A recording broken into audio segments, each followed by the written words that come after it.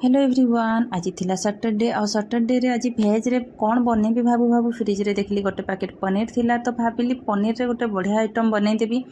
तो मो मन रे एमती आसिला कि पनीर रे चाउची आज भापा पनीर बनै देबी जोड़ा बहुत इजी रेसिपी बहुत टेस्टी रेसिपी आ यार भापा फिश तो मोर ऑल टाइम फेवरेट भापा फिश तो मते बहुत ही बढ़िया लगी थाए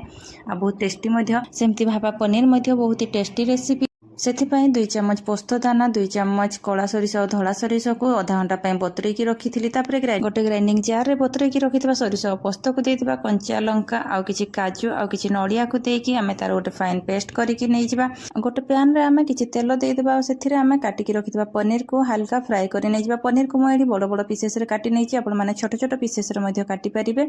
तापरे गोटे बाउल नहीं जिबा सेथिरे देइतिबा सेई पेस्ट को आउ किछि दही देइतिबा स्वाद अनुसार लूण आउ हळदी को देकी आमे भल भाबरे को फेंटी नहीं जिबा। सतरे रेसिपीटी बहुत ही टेस्टी मो तो 2-3 थर बनई सारे मत तो बहुत ही भल लगी थाए